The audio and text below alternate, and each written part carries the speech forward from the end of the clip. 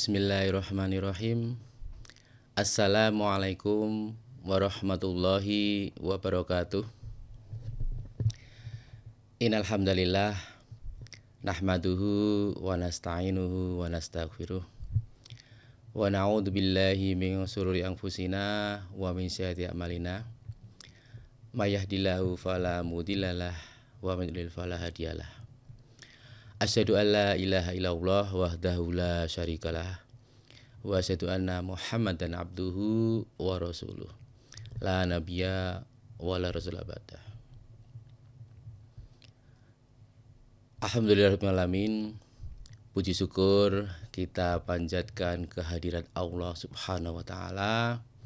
Sampai detik ini Allah masih memberikan kenikmatan, kesehatan, kesempatan kita dapat beribadah setiap hari dari pagi sampai malam untuk melaksanakan semua perintah-perintah Allah dan menjauhi segala larangannya.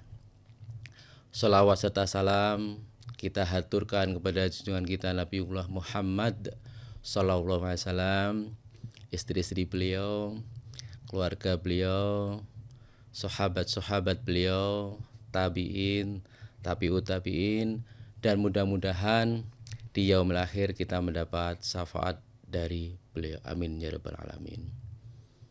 Kaum muslimin wal muslimat rahimakumullah.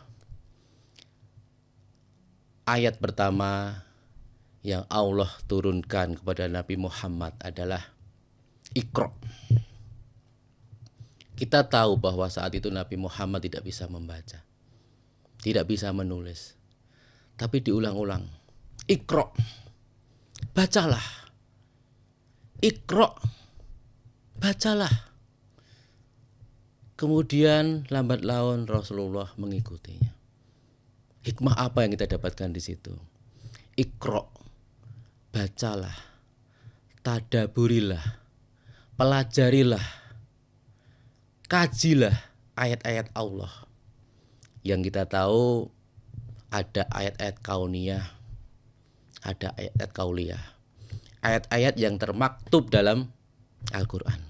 Kita kaji, kita baca, kita pelajari, ya, kita laksanakan apa yang diperintahkan Allah dalam Al-Quran, apa yang dilarang Allah kita jauhi, dan juga kita mengkaji ayat-ayat alam semesta.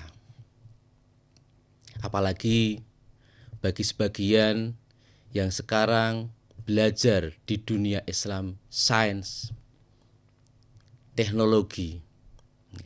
Kita tahu bahwa Al-Quran dan As-Sunnah itu mengajarkan kita untuk mempelajari sains. Coba kita lihat dalam Al-Quran, tulisan ilmu dan turunannya dari sekitar 780 kata. Ya, dan kita tahu bahwa dunia Islam pada abad ke-8 itu adalah masa-masa kejayaan Islam sampai abad ke-15. Dalam satu penelitian ada 756 ilmuwan muslim. Semua bidang ilmu ada di situ.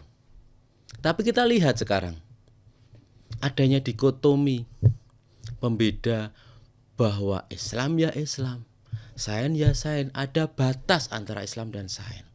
Padahal saat itu Islam sangat luar biasa, menguasai sampai sepertiga dunia, ya, dengan sains dan teknologinya. Banyak temuan-temuan Islam yang sangat kita rasakan kali ini.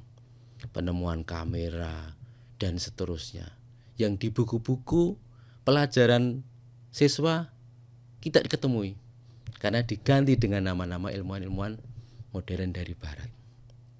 Nah, inilah dari pengalaman-pengalaman ilmuwan muslim, dan sekarang sudah sampai abad ke-21.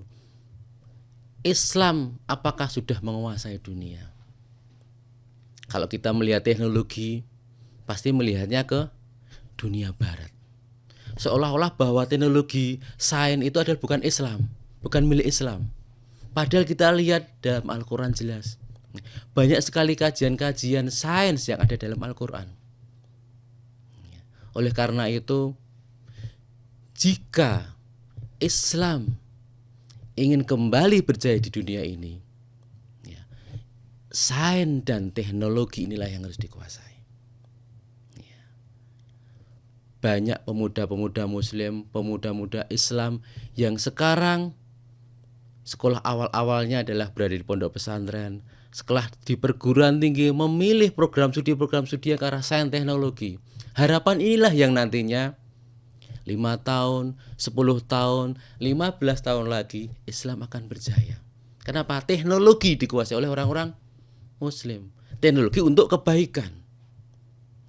Dengan ini kita berharap, ya, bahwa suatu saat nanti yang terjadi pada abad ke-8 sampai ke abad ke-15 akan terjadi. Ya. Kejayaan Islam akan kembali terjadi dengan apa? Dengan penguasaan teknologi dan sains. Tidak mau tidak, ini harus segera. Dan bagaimana itu?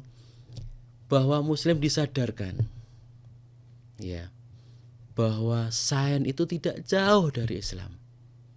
Ya, kenapa? Dalam Al-Quran sendiri sudah tadi. Ya.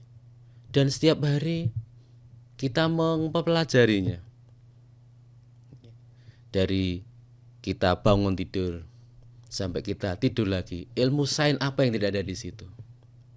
Dan perilaku sehari-hari yang dulu Rasulullah contohkan, jika kita kaji secara sains itu sangat masuk akal, sangat match.